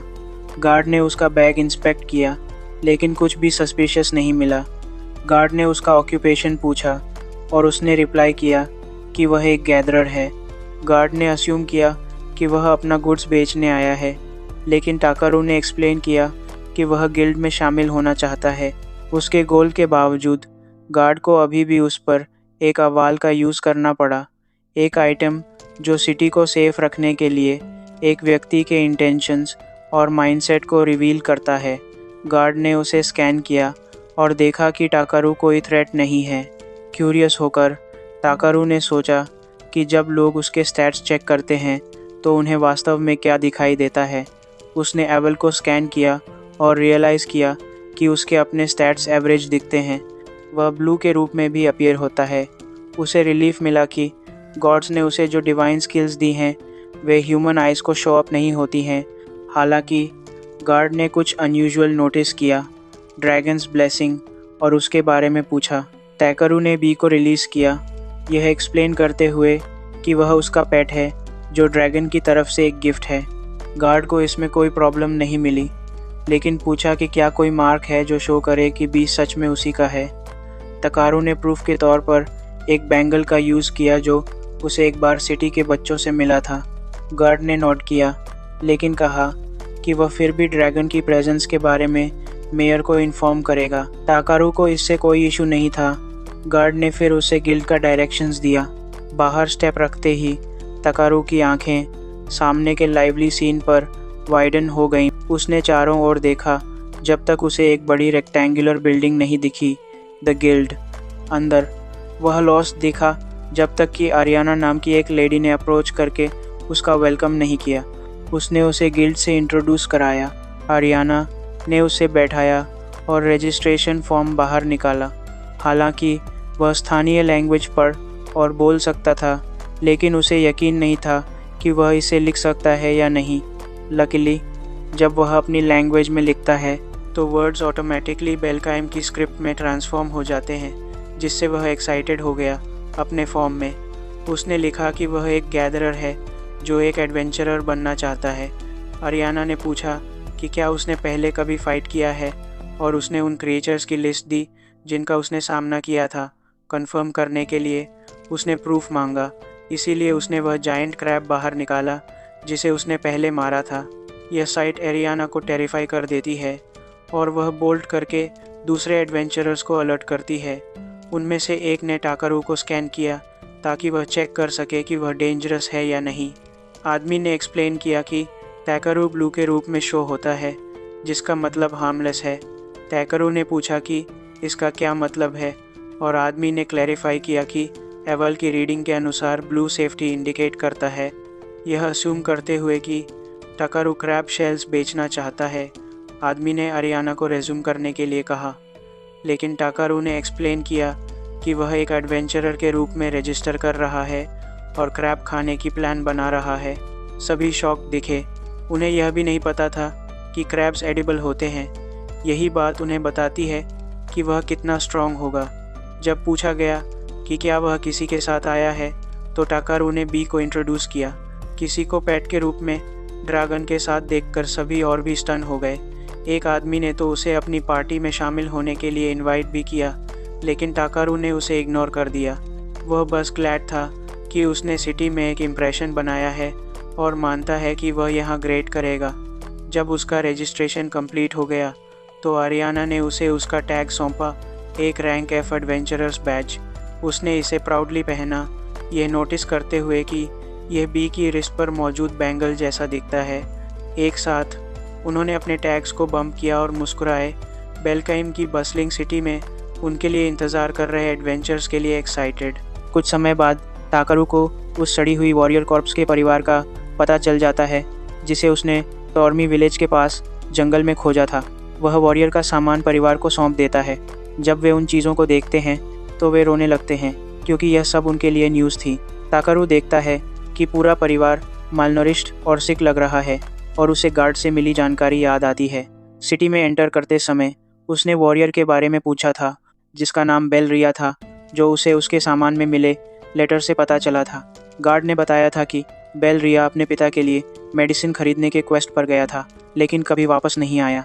टाकरू को लगता है कि बेचारा बेल रिया उस क्वेस्ट के दौरान मर गया होगा। उसे बेल रिया के परिवार पर दया आती है और वह उनके लिए कुछ करना चाहता है। उनकी मदद करने के बाद वह एडवेंचरर्स गिल्ड जाता है और एक फॉक्समैन के साथ कुछ हर्ब्स ट्रेड करता है। जब गिल्ड रिसेप्शनिस्ट आरियाना उनकी बातें सुनती हुई उनके पास आती है, फॉक्समैन उसकी बनी ईयर्स को दीवार के पीछे से झांकते हुए देखता है, इसलिए वह सीधे उससे पूछता है कि क्या कोई बात है। वह हिचकिचाते हुए बाहर आती है और बताती है कि उसे गिल्ड कमीशंस का एक ढेर मिला है, जो क्लाइंट्स ने खास तौर पर टाकरू को देने के लिए रिक्वेस्ट किए हैं। इससे पता चलता है कि इतने कम समय में उसने टाउन में बहुत ह्यूज रेप्यूटेशन बना ली है। टाकरू को यकीन नहीं है कि वह अकेले सारे कमीशंस पूरे कर पाएगा, लेकिन फिर भी वह उनमें से हाफ ले लेता है और उन्हें जल्द से जल्द करने के लिए अग्री हो जाता है। अपना गैदर्ड मटेरियल्स बेचने के बाद वह ब्लैक के साथ कुछ सेल्फ हीलिंग टाइम के लिए बाथ हाउस जाता है और बेल्का सिटी में बिताए अपने समय को याद करता है। उसके हिसाब से हाफ अ मंथ बीत चुका है। उसे याद है कि पहली बार जब वह इस पब्लिक बाथ में आया था तो पानी एब्सोल्युटली डिस्गस्टिंग था, लेकिन उसने तुरंत अपनी क्लेंजिंग मैजिक का उपयोग करके पूल और वाटर फ्लो दोनों को साफ़ कर दिया था। अब इसकी बदौलत वह हर दिन यहाँ आकर अपनी फटीक धो सकता है। एक बीस्टमैन जिसका नाम क्ले है आता है और टाकरू का सामना करता है, यह कहते हुए कि उसने टाउन में रूमर्स सुनी हैं कि टाकरू ग्रेट हीलिंग मैजिक का उपयोग कर सकता है। टाकरू क्ले से विस्तार से बताने को कहता है और क्ले समझाता है कि लोग कह रहे हैं कि टाकरू ने स्लम्स के एक टर्मिनली इल पर्सन को मैजिक से ठीक कर दिया है। यह सच है क्योंकि यह पता चलता है कि टाकरू ने वास्तव में हीलिंग मैजिक का उपयोग करके बेल रिया के पिता और पूरे परिवार को ठीक कर दिया था, जिससे वे फिर से लाइवली दिखने लगे थे। टाकरू क्ले को मानता है कि वह हीलिंग मैजिक का उपयोग कर सकता है, लेकिन इसे बिग डील नहीं मानता। क्ले तब पूछता है कि क्या टाकरू ने बेल रिया के पिता से कोई पेमेंट ली, और यह जानने के बाद कि उसने उन्हें फ्री ट्रीटमेंट दिया, क्ले को यह हिस्टेरिकल लगता है कि इस दुनिया में इतना काइंड मैन भी एग्जिस्ट करता है। वह आगे बढ़ता है और ताकारू को अपना एडवेंचरर रैंक अपग्रेड करने की एडवाइस देता है, यह कहते हुए कि यही एकमात्र तरीका है जिससे वह और मोर डिफ़िकल्ट क्वेस्ट ले पाएगा और मोर मनी कमा पाएगा। हालांकि ताकारू कहता है कि वह अपने करंट रैंक से मोर देन हैप्पी है, जिससे पता चलता है कि उसमें ग्रीड बिल्कुल नहीं है। क्ले को यह कंसर्निंग लगता है और वह ताकारू को चेतावनी देता है कि टू नोबल होने से वह स्टैंड आउट हो जाएगा। कुछ दिनों बाद ताकारू अपने यूजुअल रूटीन का पालन करता है और गैदर्ड मटेरियल्स का ट्रेड करने के लिए एडवेंट यूरर्स गिल्ड में है। फॉक्समैन सचमुच ताकारू से अपना रैंक रेज करने की बेग करता है, उसे एडवाइस करता है कि उसके कालिबर के व्यक्ति को हायर लेवल क्वेस्ट लेने चाहिए, लेकिन ताकारू फिर से क्लैरिफाई करता है कि उसे बस इंटरेस्ट नहीं है और वह एक पीसफुल लाइफ चाहता है। इस बीच गॉब्लिन्स का एक होर्ड अचानक कहीं से भी शहर की ओर दौड़ पड़ता है। रैंक डी के सभी एडवेंचरर्स डिफेंस की तैयारी के लिए गैदर्ड होते हैं, लेकिन ताकारू चुपचाप दूर जाने की कोशिश करता है क्योंकि वह केवल रैंक एफ है। हालांकि इससे पहले कि वह आंखों से ओझल हो पाता, गिल्ड मास्टर रोडर उससे साथ खींच लेता है, यह जानते हुए कि वह रियली कितना स्ट्रांग है। रोडर का प्लान है कि सभी गॉब्लिन्स को पास की रिवर क्रॉस करने से पहले ही रोक दिया जाए और वह सभी एडवेंचरर्स के मोरल को attack on Titan commander Irwin level speech के साथ पंप अप करता है। थोड़ी देर बाद एडवेंचरर्स बैटलफील्ड की ओर बढ़ते हैं और चारों दिशाओं में नज़र रखने के लिए एक माउंटेन पीक के ऊपर बेस कैंप सेटअप करते हैं। कई एडवेंचरर्स पहले ही फ्रंट लाइंस पर जा चुके हैं, लेकिन ताकारू पीछे रुका हुआ है क्योंकि वह एक टोटल बेटा लूज़र है। म्यूजियली भी ताकारू के साथ आई है और अपने आसपास के वाइल्ड लाइफ से स्कैर्ड होकर उसे कसकर पकड़े रहती है। ताकारू उसे डर से कांपते हुए देखता है, इसलिए वह उसे शांत करने की कोशिश करता है, यह कहते हुए कि यहाँ उसकी एक बिग रोल है। जाहिर तौर पर वह एक हीलर है, इसलिए वह उसे बैटल के दौरान वुंडेड को ठीक करने के लिए अपनी मैजिक का उपयोग करने को कहता है।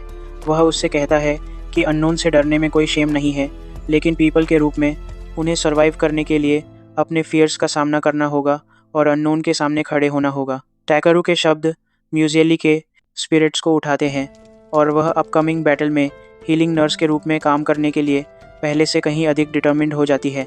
क्ले भी बेस पर है और उसे देखकर ताकारू पूछता है कि उसके जैसा वॉरियर फ्रंट लाइंस पर क्यों नहीं गया। क्ले बताता है कि उसकी बैक पर एक ह्यूज स्कार है और इस दुनिया में एक वॉरियर का स्कार उसकी ग्रेटेस्ट शेम है, क्योंकि यह इंडिकेट करता है कि वुंड दुश्मन से भागते समय लगी थी। ताकारू अग्री नहीं करता, यह कहते हुए कि इसके कई अन्य कारण हो सकते हैं और यह दिखाया जाता है कि क्ले को वह वुंड वास्तव में किसी को प्रोटेक्ट करने की कोशिश करते समय लगी थी। किसी भी मामले में ताकारू का मानना है कि सबसे इम्पॉर्टेंट बात यह है कि इतनी हैवी इंजरी लेने के बाद भी क्ले स्टिल अलाइव है और क्ले आत्मनिंदा करते हुए हंसता है, यह कहते हुए कि वह चाहता है कि बाकी दुनिया भी ताकारू की तरह सोचे। अचानक फ्रंट लाइन्स से एक इमरजेंसी अलार्म ब्लेयर होता है और पैटर्न इंडिकेट करता है कि गॉब्लिन्स ने ब्रेक थ्रू कर दिया है और अब ताकारू की पोजीशन की ओर बढ़ रहे हैं। यह क्ले के शाइन करने का समय है, इसलिए वह ताकारू को फेयरवेल कहता है और फ्रंट लाइन्स की ओर भाग जाता है। जैसे ही क्ले उसे छोड़कर जाता है, वह अपनी ओर देखता है और म्यूजियली को एक इंजर्ड वॉरियर को ठीक करने की कोशिश करते हुए देखता है। वह देखता है कि कैसे वह उसे एनकरेज करती है कि वह डूइंग वेल है और उसे स्टे स्ट्रॉन्ग रहना चाहिए। ताकारू म्यूजियली को इतना कॉन्फिडेंट देखकर शॉक्ड है, इस बात को देखते हुए कि कुछ मिनट पहले म्यूजियली काफ़ी स्कैर्ड थी और उसके पीछे छिप रही थी। उसकी स्ट्रेंथ उसे बहुत स्ट्रेंथन्ड महसूस कराती है और डू मोर की ग्रेस उसे बेटर बनाती है। वह एक मैजिक शील्ड और एक मैजिक बैरियर एक्टिवेट करता है, जैसे ही बैरियर उन्हें कवर करता है। वह उनसे कहता है कि जब तक वह क्ले के साथ वापस नहीं आता तब तक वे अपना टेक केयर करें। फिर एक स्टेप जैसे ही वह फील्ड पर पहुंचता है, वह अपने लेग्स और हैंड्स को एनहेंस करता है और रास्ते में आने वाले कुछ गॉब्लिन्स को हिट करता है। वह देखता है कि कई अन्य गॉब्लिन्स ने टीम को सराउंडेड कर लिया है, इसलिए वह उनसे जुड़ने जाता है। टीम को सर्वाइव करना डिफ़िकल्ट लगता है, इसलिए वह ब्लैक से हेल्प करने के लिए कहता है। जैसे ही ब्लैक अटैक का उपयोग करता है, गॉब्लिन्स मर जाते हैं। वह दूसरों से मिलता है और पूछता है कि क्या हुआ था। वे रिवील करते हैं कि उन पर हायर क्लास के गॉब्लिन, खासकर गॉब्लिन सार्जेंट ने अटैक किया था। नतीजतन उनकी front line of defence destroyed हो गई और उन्हें फाइट बैक करना पड़ा। अगर क्ले ने उनकी डिफेंस में हेल्प न की होती तो गॉब्लिन्स किंगडम पर इन्वेड कर चुके होते। दुर्भाग्य से वे उसे रिवील करते हैं कि उन्होंने फाइट में अपने रास्ते में क्ले को लॉस्ट कर दिया था और उन्हें नहीं पता कि वह कहाँ है। ताकारू कंसर्न महसूस करता है क्योंकि इस पॉइंट पर क्ले बस अलोन फाइटिंग कर रहा है, इसलिए वह उसे खोजने के लिए निकल पड़ता है। जैसा कि उसने प्रेडिक्टेड किया था, क्ले वास्तव में अलोन फाइटिंग कर रहा है। ताकरू राइट इन टाइम आता है और गॉब्लिन्स पर अटैक करता है। इससे क्ले को थोड़ा ब्रीदिंग स्पेस मिलता है, लेकिन क्ले पूछता है कि ताकारू क्यों आया था। वह इस ओपिनियन का है कि ताकारू वहाँ होने के लिए टू वीक है, लेकिन ताकारू का मानना है कि क्ले फाइट करने के लिए टू इंजर्ड है। वह क्ले से बेग करता है कि उन्हें लीव कर देना चाहिए, लेकिन क्ले इतनी आसानी से अपने पीपल को लेट डाउन नहीं करेगा। वह इंसिस्ट करता है कि अगर वह लीव्स करेगा तो मॉन्स्टर शहर पर अटैक करेंगे। वह ताकारू को लीव करने के लिए कहता है और उसे बताता है कि वह कितना भी भागे, गॉब्लिन सार्जेंट निश्चित रूप से उसे कैचअप करेगा और उन पर अटैक करेगा। तो क्ले ऑफर करता है कि वह स्टे करेगा। ताकारू देखता है कि क्ले फाइट करने के लिए स्ट्रगल्स कर रहा है। वह जानता है कि क्ले इंजर्ड है और वह बॉदर्ड महसूस करता है।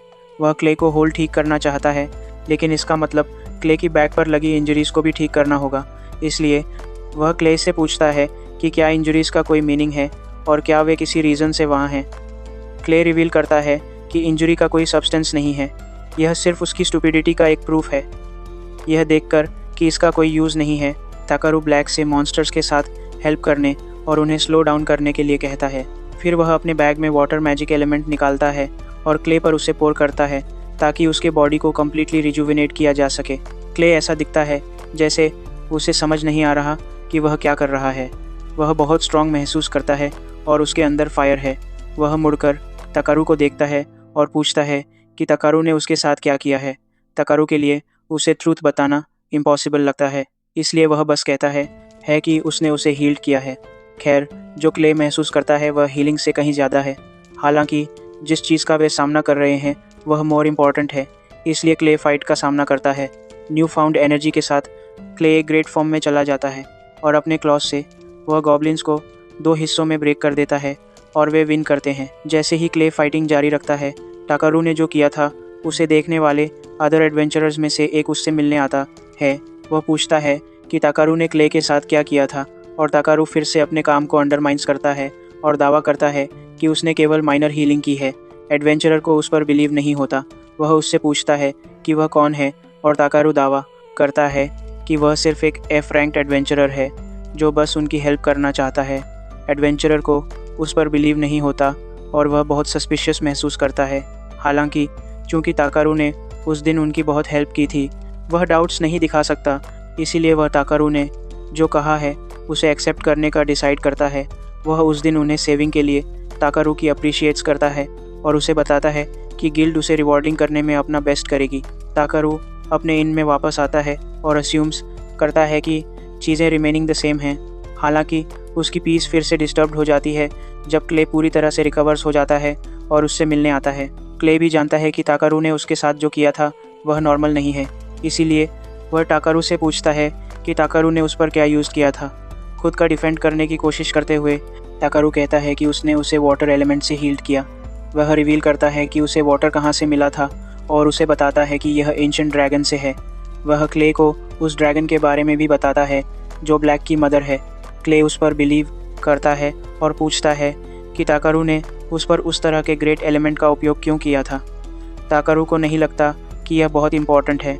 हालांकि एक और रीज़न है कि वह वाटर की परवाह क्यों नहीं करता है, क्योंकि उसके पास इसका अलॉट है। क्ले उसने जो किया था उसके लिए उसकी अप्रिशिएट्स करता है। एक क्यूरियोसिटी में वह पूछता है कि ताकारू कौन है और वह कहाँ से है, और ताकारू टेकन अबैक हो जाता है। वह जानता है कि उसे अपने सोर्स के बारे में किसी को नहीं बताने की वार्न किया गया था, लेकिन वह यह भी नहीं चाहता कि लोग उस पर स्टार्ट सस्पेक्टिंग करें। वह कॉन्वर्सेशन पर इतना लिंगर्स करता है कि क्ले उसकी हेजिटेशन को नोटिस करता है। उसे बॉदर न करने की कोशिश करते हुए क्ले उससे कहता है कि उसे बात करने की ज़रूरत नहीं है और दूर जाने की अटेम्प्ट्स करता है, लेकिन ताकारू दावा करता है कि उसे क्ले पर डाउट नहीं है, इसलिए वह उसे बताएगा।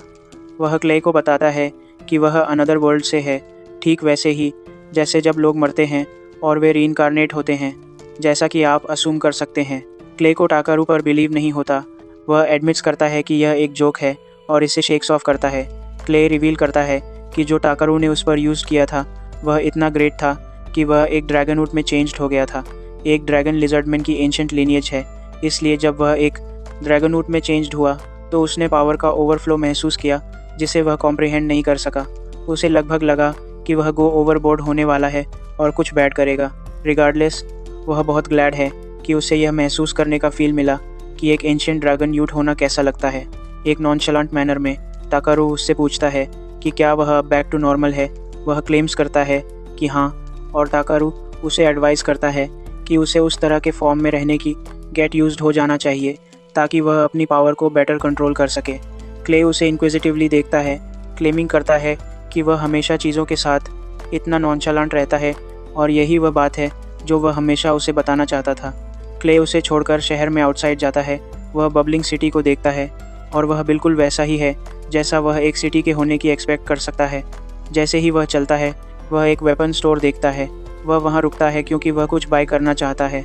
स्टोर का ओनर ताकारू का पोलाइटली स्वागत करती है। वह गैदरर सीजर्स के बारे में पूछता है पर वह मना कर देती है। ताकारू की स्किल्स में इंटरेस्टेड होकर रिबल उसे कस्टम सीजर्स बनाकर देने का ऑफ़र करती है।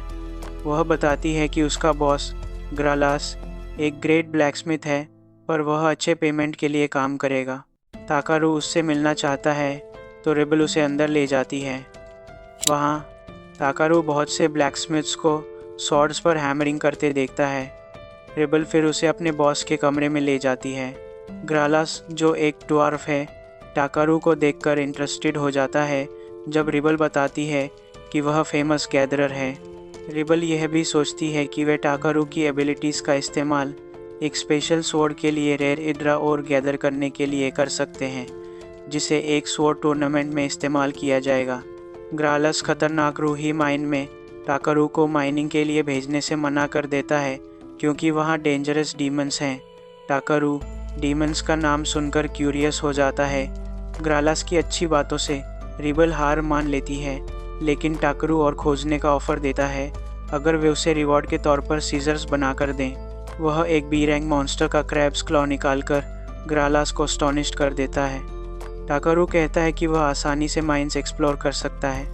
बाद में ताकारू और बी एक कैरेज से माइंस की ओर जाते हैं। ताकारू वहाँ एक हॉर्स स्टेबल देखता है और अपना हॉर्स लेने की सोचता है। तभी उसे एक फेमिलियर वॉइस सुनाई देती है। यह वही एल्फ लड़की है जिससे वह फॉरेस्ट में मिला था। वह हॉर्स डीलर से आर्ग्यू कर रही है कि वह जो जायंट बॉल ऑफ फेदर्स बेच रहा है वह असल में एक क्रो है, हॉर्स नहीं। डीलर एक्सप्लेन करता है कि उनके स्टेबल्स में किसी भी राइडेबल एनिमल को हॉर्स मानते हैं। एल्फ शांत हो जाती है और डीलर बताता है कि वह प्योर हॉर्स ड्वार्फ किंगडम के पास पा सकती है। ताकारू देखता है कि वह एल्फ भी उसी डायरेक्शन में जा रही है। फॉरेस्ट में ताकारू बहुत सारा मून नाइट ग्रास गैदर करता है। अचानक वह एक तेम रम्बलिंग साउंड सुनता है और एल्फ लड़की को फिर से एक पेड़ के पास भूखी पाता है। ताकारू उसे फूड देता है। जब वह खड़ी होती है तो ताकारू को उसकी नेचुरल मस्क गंध आती है, जिससे वह डिस्गस्टेड हो जाता है और जल्दी से उसे सैनिटाइज करने के लिए एक क्लीन स्पेल का उपयोग करता है। एल्फ लड़की अपना नाम वेल ब्रोलाइट बताती है पर ताकारू उसे सिर्फ ब्रोलाइट कहता है। वह ताकारू का फेवर चुकाना चाहती है और इंसिस्ट करती है। बी को भी एक और फ्रेंड पाकर खुशी होती है, इसीलिए ताकारू मान जाता है। वे तीनों गैदर करना रेज्यूम करते हैं पर ब्रोलाइट और बी प्रेशियस मॉन्स्टर पूप और गुफी ट्रैश लाकर ताकारू को शॉक्ड कर देते हैं। ताकारू समझ जाता है कि ब्रोलाइट का ब्रेन बी की छोटी आइस के साइज़ का है। शाम होने पर ब्रोलाइट एक बॉनफायर बनाने की सोचती है ताकि दूसरे एडवेंचरर्स को पता चले कि यहाँ कैंप करना सेफ़ है।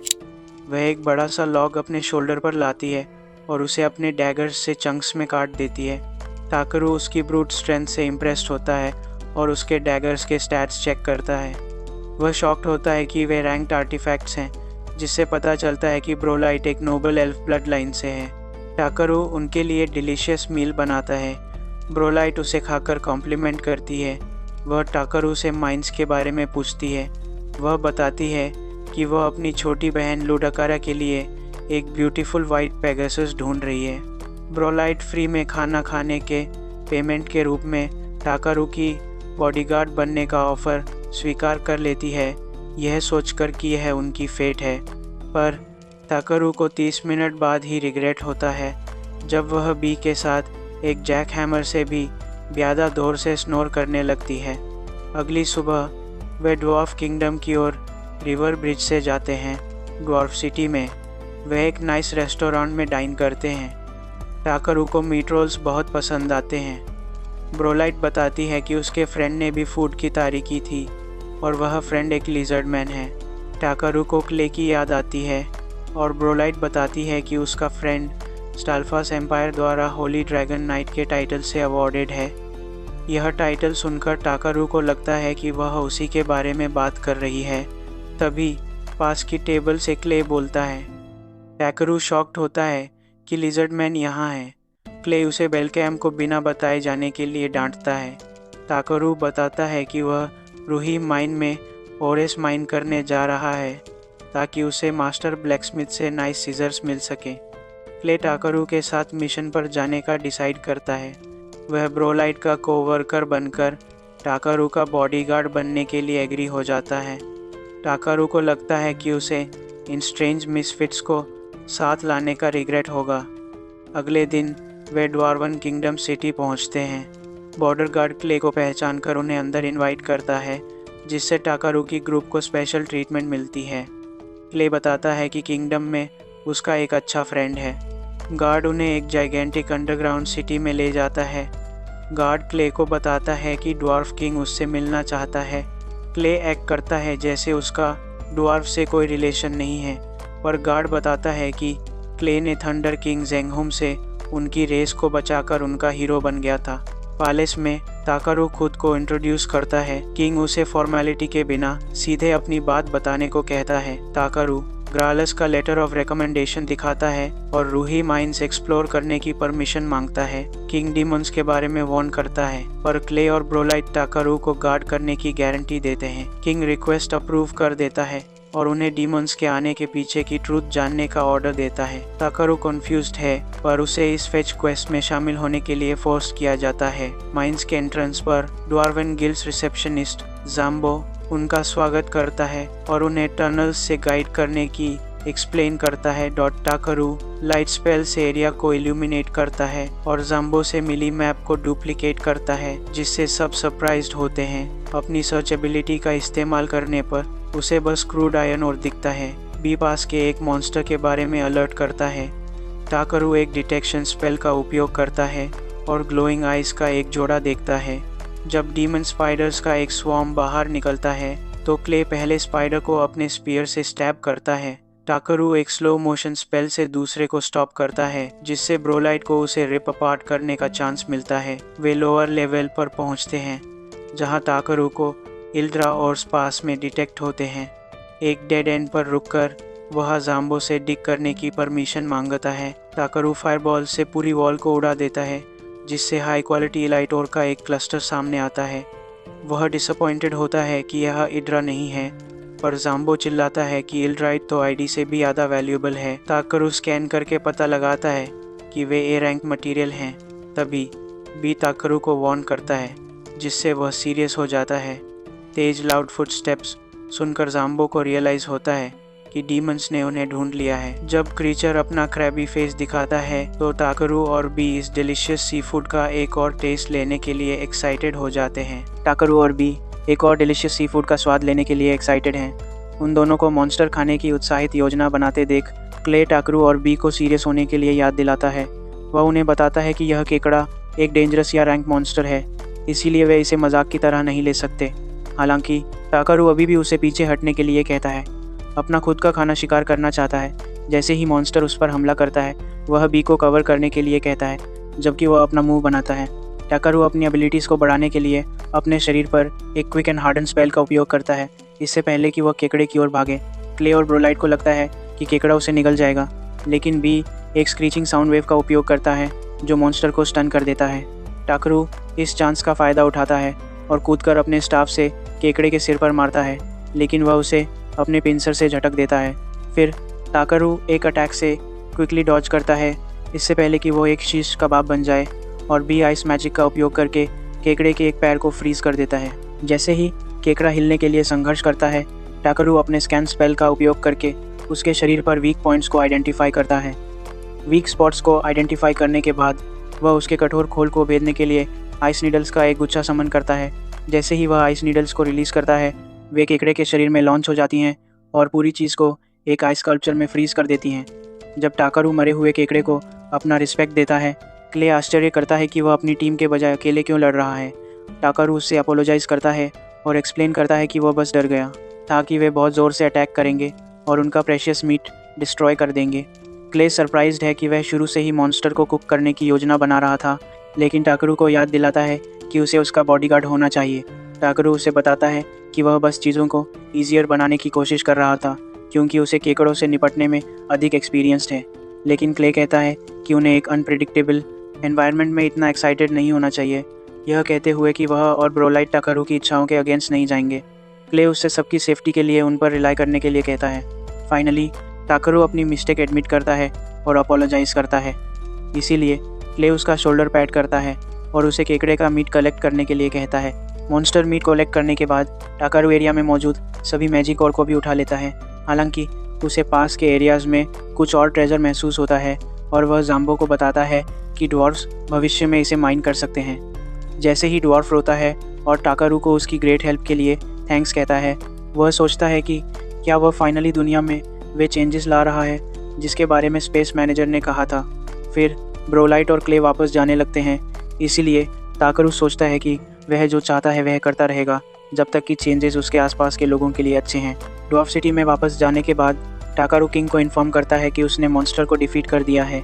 किंग को सरप्राइज महसूस होता है, इसीलिए जाम्बो कंफर्म करता है कि उन्होंने सचमुच फियरसम डीमन को डिफीट कर दिया है। वह टाकरू से मॉन्स्टर्स रिमेन्स दिखाने के लिए कहता है, इसीलिए वह कोर्ट के ठीक बीच में जायंट क्रैब स्कल्पचर निकालता है। जैसे ही भारी स्कल्पचर कमरे को हिलाता है, किंग खड़ा होता है और मॉन्स्टर की एडमायर्स करता है। वह टाकरू को अपने किंगडम के लिए बीस्ट को एक्सटर्मिनेट करने के लिए कॉन्ग्रेचुलेट करता है और एक रिवॉर्ड ऑफर करता है। लेकिन टाकरू बस पूछता है कि क्या वह केकड़े के बॉडी को घर ले जा सकता है। उसकी सिंपल रिक्वेस्ट किंग को सरप्राइज करती है, लेकिन वह टाकरू को इसकी अलाउ करता है। जैसे ही ग्रुप घर लौटता है, ब्रोलाइट हैप्पी महसूस करती है कि किंग ने उन्हें क्वेस्ट के रिवॉर्ड के रूप में वैसे भी 3 मिलियन रेव्स दिए। हालांकि वह अपनी नई वेल्थ की परवाह नहीं करता, केवल डिलीशियस साशिमी के बारे में सोचता है जिसे वह केकड़े के मीट से बनाने जा रहा है। क्ले टाकरू को छेड़ता है जो एक इडियट की तरह लार टपका रहा है, यह सोचते हुए कि वह केकड़े के कठोर शेल से कुछ नई गैदरिंग सीजर्स बनाएगा। अगले दिन ब्रोलाइट को ड्वार्फ किंग द्वारा तैयार किया गया एक ब्यूटीफुल वाइट हॉर्स मिलता है। क्ले को भी एक रिपेयर्ड स्पीयर मिलता है और ब्रोलाइट अपनी बहन को डिलीवर करने के लिए घोड़े पर चढ़ जाती है। टाकरू पूछता है कि क्या वह जा रही है, तो वह नोट्स करती है, यह कहते हुए कि वह उसकी सारी हेल्प का रिपे कभी नहीं कर पाएगी। वह उसे बताता है कि उसे बदले में कुछ नहीं चाहिए, जबकि क्ले उसे याद दिलाता है कि उनकी कैरेज भी आ गई है। जल्द ही ब्रोलाइट अपने नए घोड़े पर फ्लाइज और लीव्स और टाकरू और क्ले अपनी कैरेज पर घर वापस जाते हैं। जैसे ही वह गिल्ड में लौटता है, टाकरू एरियाना को बोर्ड पर नई क्वेस्ट लगाते हुए नोटिस करता है। वह उसका ग्रीट करती है और पूछती है कि वह क्ले के साथ क्यों है, यह मानते हुए कि उन्होंने एक साथ एक पार्टी बना ली है। क्ले एक्सप्लेन करता है कि वह बस टेम्पररी एक साथ हैं, लेकिन उन्होंने अभी तक पार्ट वेज होने की डिसाइड नहीं किया है। यह न्यूज़ बनी गर्ल को एक्साइट्स करती है और वह जॉय के साथ हॉपिंग शुरू कर देती है, इससे पहले कि वह उनके यूनियन की रिपोर्ट देने के लिए गिल्ड मास्टर के पास जाए। उसके जाने के बाद टाकरू वंडर करता है कि क्ले उसके आसपास क्यों घूम रहा है। लिजर्डमैन कहता है कि भले ही वह जानता है कि टाकरू एक्स्ट्रा ऑर्डिनरी पावर्स वाला एक मिस्टीरियस पर्सन है, वह बस यह देखने के लिए साथ रहना चाहता है कि वह क्या केपेबल है। टाकरू को अपने सीक्रेट्स को दूसरे पर्सन के साथ शेयर करना ऑकवर्ड लगता है, लेकिन वह क्ले पर एक गुड पार्टी मेंबर होने का ट्रस्ट करता है। कुछ डिस्कशन के बाद वे एक प्रॉपर टीम बनने का डिसाइड करते हैं और खुद को एज़ुर एबोनी टीम कहते हैं। बाद में टाकरू कुछ हाई क्वालिटी इलराइट ग्रालस के पास ले जाता है, जो ओर को पकड़ते ही सडनली शेकिंग शुरू कर देता है। टाकरू सोचता है कि ड्वार्फ डिसअपॉइंटेड है और वंडर करता है कि वह हायर क्वालिटी क्यों पसंद नहीं करता। फिर वह सोचता है कि हायर क्वालिटी मटेरियल्स ग्रालस के लिए हैंडल करने में बहुत हार्ड हो सकते हैं। लेकिन सडनली दोनों ग्राफस और रिबल अपने ड्रीम ओर के साथ वर्क करने का चांस पाकर ओवरजॉयड होकर क्राइंग शुरू कर देते हैं। रिबल टाकरू को उसकी जनरस हेल्प के लिए थैंक्स कहती है और ग्राफस कहता है कि उसने 120 ईयर्स से अधिक के लिविंग में कभी इतना इलराइट नहीं देखा। ड्वार्फ्स को इतना हैप्पी देखकर टाकरू को रिलीव्ड महसूस होता है कि उन्हें उसका मटेरियल्स पसंद आया। यह जानने के बावजूद कि इलराइट हाई क्वालिटी है, यह यूजलेस होता अगर और उनके लिए प्रोसेस करने के लिए बहुत डिफ़िकल्ट होता। हालांकि रिबल उसे बताती है कि उनके पास ऐसी वैल्यूएबल मटेरियल बाय करने के लिए मनी नहीं है रिस्पॉन्स में टाकारू उसे याद दिलाता है कि वह बस गैदरिंग सीजर्स बना सकती है जो उसके लिए इनफ होगा। फिर भी वह उन्हें कंपटीशन के लिए अपनी स्वॉर्ड बनाने पर फोकस करने के लिए कहता है। एक मंथ बाद गिल्ड मास्टर वेड टाकारू को बताता है कि किसी ने उसे समन करने के लिए एक लेटर लिखा है। जैसे ही टाकारू उससे लेटर लेता है, क्ले नोटिस करता है कि यह नोबल लुकुबच फैमिली की ओर से है, जिससे सिटी लॉर्ड ऑफ बेल्केन आता है। क्ले एक्सप्लेन करता है कि सिटी लॉर्ड वास्तव में एंटायर लुसुबाच टेरिटोरी का लॉर्ड है, जो एक पूरा रीजन है जिसमें बेल्का सिटी शामिल है। यह देखकर कि टेरिटरी लॉर्ड का हाई स्टेटस है, टाकारू सोचता है कि उससे डील करना बहुत ट्रबल भरा होगा। वह वेड को बताता है कि उसे कल स्टमक एच होगा, इसलिए वह लॉर्ड से मिल नहीं पाएगा। हालांकि गिल्ड मास्टर उसे वॉरी न करने के लिए कहता है, क्योंकि लॉर्ड बेलमिनेंट एक चिल गाय है। फाइनली टाकारू लेटर देखने का डिसाइड करता है और लर्न्स करता है कि बेलमिनेंट ने स्टार प्लेन्स में क्ले की परफॉर्मेंस के लिए उसे एक रिवॉर्ड देने के लिए क्ले की टीम को अपने स्टेट में इनवाइट किया। जबकि क्ले सरप्राइज्ड है कि वह रीज़न है उन्हें इनवाइटेड किया गया। टाकारू सोचता है कि सिटी लॉर्ड उसे मीट करने के लिए रिवॉर्ड को बस एक एक्सक्यूज़ के रूप में उपयोग कर रहा है। क्ले अग्रीज, सोचते हुए कि सिटी लॉर्ड बस बेबी ड्रैगन बी को देखना चाहता है। यह सुनकर टाकारू इंस्टेंटली बी के लिए प्रोटेक्टिव हो जाता है, लेकिन वेड उसे रियश्योर्स करता है कि सिटी लॉर्ड उसे स्टील नहीं करेगा। क्ले यह भी कहता है कि अगर सिटी लॉर्ड इतना ईवल पर्सन निकला तो वह बस बेल एल्केम लीव कर देगा। फाइनली टाकारू सिटी लॉर्ड पर ट्रस्ट करने का डिसाइड करता है कि वह क्ले के साथ उसे देखने जाए। थोड़ी देर बाद वे एक कैरेज पर सिटी लॉर्ड्स मैंशन के लिए लीव करते हैं। जैसे ही कैरेज लीव्स, सभी टाउन्सफोक लग्जूरियस राइड को घूरते हैं। टाकारू वंडर करता है कि हर कोई इतना इम्प्रेस्ड क्यों है, तो क्ले एक्सप्लेन करता है कि बहुत से लोगों को लॉर्ड जैसे हाई रैंकिंग नोबल को देखने को नहीं मिलता है। वह यह भी रिवील्स करता है कि अगर कोई पर्सन सिटी लॉर्ड्स बैकिंग प्राप्त कर सकता है तो वे इंस्टेंटली स्ट्रेंथ एंड स्टेटस में राइज होंगे, भले ही वे खुद वीक हों। जैसे ही टाकारू अंडरस्टैंडिंग में नोट्स करता है, वे जल्द ही मैंशन में अराइव होते हैं। जब टाकारू कैरेज विंडो से बाहर देखता है तो वह एक लग्जूरियस कैसल देखकर शॉक्ड महसूस करता है, जो उसकी इमेजिन से भी बड़ा है। उनके कैरेज से एग्जिट होने के बाद रेमंड नाम का एक बटलर उनका वेलकम्स करता है। टाकारू और क्ले उसका फॉलो करते हैं जब वह उन्हें हाउस के माध्यम से गाइड्स करता है। एंट्रेंस पर मेड्स की कतारें गेस्ट का वेलकम करती हैं। जैसे ही वे हाउस में और वॉक करते हैं, एक लिटिल गर्ल सडनली टाकारू की ओर दौड़ती है। वह बी को देखती है और सोचती है कि वह थोड़ा फनी दिखता है। फिर सडनली डिमांड्स करती है कि टाकारू ड्रैगन उसे हैंड ओवर कर दे। जैसे ही टाकारू रिफ्यूजेस, वह स्टन दिखती है। गर्ल क्लेम्स करती है कि ड्रैगन्स नोबल क्रीचर्स हैं, इसीलिए एक नोबल होने के नाते वह नेचुरली डिजर्व्स है उसे ओन करने की। क्ले रियलाइजेस करता है कि लिटिल गर्ल का नाम टुस है। टाकारू इमीडिएटली उसे स्कैन्स करता है और डिस्कवर्स करता है कि वह सिटी लॉर्ड की डॉटर है। स्टबर्न किड से कैसे डील किया जाए, यह वंडरिंग करते हुए टाकारू अपने घुटनों पर बैठ जाता है, जो उसे सरप्राइजेस करता है। फिर वह उससे पूछता है कि उसने क्यों सोचा कि उसे ड्रैगन मिलेगा। वह एक्सप्लेन्स करती है कि बर्नार्ड नाम के किसी व्यक्ति ने उसे बी के बारे में बताया था और तब से वह उसे पाना चाहती थी। टाकारू उससे बर्नार्ड के बारे में पूछता है तो वो एक्सप्लेन्स करती है कि उसने उसे स्टबर्न एंड फोर्सफुल रहने के लिए कहा था अगर वह उसका ड्रैगन लेना चाहती है। टाकारू वंडर करता है कि बर्नार्ड कौन है और टूसरुस को बताता है कि बी उसके फैमिली का पार्ट है, इसीलिए वह उसे दे नहीं सकता। वह बी का नेम कॉल्स आउट करती है और be politely responds to her greeting. यह यंग गर्ल को सरप्राइजेस करता है, तो टाकारू एक्सप्लेन्स करता है कि बी पूरी तरह से ह्यूमन लैंग्वेज अंडरस्टैंड कर सकता है। तस एम्बेरेस्ड महसूस करती है कि उसने टाकारू और बी के बारे में इतनी रूड थिंग्स कही और कहती है कि उसे एक्सपेक्ट नहीं थी कि वे फैमिली होंगे, क्योंकि वह अपने सभी हर्टफुल वर्ड्स के लिए अपोलोजाइजेस करती है। बी तो उसको बताता है कि वह उसे फॉरगिव्स करता है और टाकारू पूछता है कि वह ड्रैगन इतनी बैडली क्यों चाहती थी। तो स्टीयर्स अप कहती है कि उसे अपनी मदर के लिए एक ड्रैगन चाहिए, इससे पहले कि वह एक्सप्लेन कर सके। लॉर्ड बेलमिनेंट हॉल में अपीयर्स। जब टाकारू हैंडसम सिटी लॉर्ड को देखता है तो वह शॉक महसूस करता है कि इतना यंग गाय वास्तव में एक टीनेजर का फादर है। बेलमिनेंट टाकारू के पास वॉक्सअप करता है, खुद को इंट्रोड्यूसेस करता है और फिर एक हैंडशेक ऑफर्स करता है। हैंडशेक के बाद बेलमिनेंट टाकारू और क्ले को चैट के लिए एक प्राइवेट रूम में ले जाता है। वह अपनी डॉटर्स रूड बिहेवियर के लिए अपोलोजाइजेस करता है, लेकिन टाकारू उसे बताता है कि उसने माइंड नहीं किया। क्ले उससे पूछता है कि उसने उन्हें क्यों इन्वाइटेड किया, तो वह एक्सप्लेन्स करता है कि उसे उनकी हेल्प चाहिए थी। क्ले शॉक्ड है कि उसे हेल्प चाहिए और वंडर करता है कि क्या यह उसकी वाइफ के बारे में है।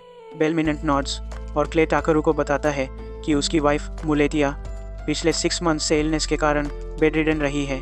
बेलमिनेंट एक्सप्लेन्स करता है कि उसने स्लम्स में एक स्ट्रेंजर्स इनक्यूरेबल इलनेस को हीलिंग के बारे में टाकारू की रूमर्स सुनी थीं, इसलिए उसने अपनी असिस्टेंस के लिए उसे इनवाइटेड किया। ताकरू साय करता है, ये जानकर कि रूमर स्प्रेड होने का यह उसकी फॉल्ट है, और बेलमिनेंट उससे उसकी हेल्प के लिए बेग्स करता है। अपनी हीलिंग पावर्स के बारे में सोचते हुए ताकरू रिमेंबर्स करता है कि उसने लिटरली ट्रांसफॉर्म क्ले का एंटायर बॉडी, इसलिए उसे डर लगता है कि वह रॉन्ग डोसेज से मैडम को हर्ट करेगा। बेलमिनेंट फिर ताकरू को बताता है कि तस अपनी मदर के कारण एक बेबी ड्रैगन चाहती थी। यह ताकरू को कन्फ्यूज करता है, तो बेलमिनेंट एक्सप्लेन्स करता है कि तुस जल्द ही रॉयल कैपिटल में स्कूल अटेंड करने के लिए लीविंग होगी, और वह अपनी मदर को उसके जाने के दौरान कंपनी रखने के लिए एक क्यूट पेट चाहती थी। क्ले लिटिल गर्ल्स काइंडनेस पर इमोशनल हो जाता है, फिर ताकरू को ग्लेयरिंग शुरू कर देता है, जिससे उसे रियलाइज़ होता है कि उसके पास उनकी हेल्प करने के अलावा कोई चॉइस नहीं है। ताकरू अग्रीज टू हेल्प, लेकिन फिर भी डरता है कि अगर उसने एक्सीडेंटली हर्ट एक नोबलमैन्स वाइफ तो वह ट्रबल में पड़ जाएगा। फाइनली वह बेलमैन से अपनी वाइफ को सी करने के लिए कहता है, और वह हैप्पीली उन्हें उसके रूम में ले जाता है। उनके अराइवल की अनाउंसिंग के बाद वह डोर ओपन्स करता है और उन्हें इनसाइड लीड्स करता है। रूम डार्क है और ताकरू इमीडिएटली नोटिस करता है कि वेंटिलेशन कितना पुअर है। जब मुलेतिया अपने हस्बैंड से पूछती है कि वह क्यों आया है, ताकरू शॉक्ड है कि वह कितनी सिकली दिखती है। अपना डायग्नोसिस शुरू करने से पहले वह बेलमिनेंट से पूछता है कि क्या वह रूम को लाइट अप कर सकता है। हालांकि बेलमिनेंट एक्सप्लेन्स करता है कि उसकी वाइफ सनलाइट से डील नहीं कर सकती है, इसीलिए वे रूम को उसके लिए डार्क रखते हैं। ताकरू नोट्स करता है और मैडम के क्लोज जाता है और उसका स्टेटस चेक करने के लिए अपने स्कैन का यूसेस करता है। बेलमिनेंट पूछता है कि क्या उसकी इलनेसेस क्यूरेबल हैं, और ताकरू उसे बताता है कि वह ladies joint pains and other symptoms को मैनेज कर सकता है। हालांकि वह आइवर पॉइजनिंग की उसकी इलनेस से कंफ्यूज महसूस करता है, क्योंकि उसने पहले कभी ऐसी डिजीज़ के बारे में नहीं सुना है। ताकरू को विचारों में खोया हुआ देखकर क्ले वंडर करता है कि क्या कुछ रॉन्ग है। ताकरू बेलमिनेंट को बताता है कि ट्रीटमेंट शुरू करने से पहले उसे उसका फुल ट्रस्ट चाहिए। मुलेतिया फिर कहती है कि वह बस इनफ स्ट्रेंथ रीगेन करना चाहती है कि वह अपनी डॉटर को फिर से होल्ड कर सके, भले ही वह फुल रिकवरी न कर पाए। अपनी वाइफ्स हार्ट ब्रेकिंग वर्ड सुनकर बेलमैन ताकरू से उसकी हेल्प के लिए बेग्स करता है, और ताकरू नॉड्स प्रोसीजर शुरू करने की प्रिपेयरिंग करता है। अगले पार्ट को मिस न करने के लिए सब्सक्राइब करें और अगला वीडियो देखें।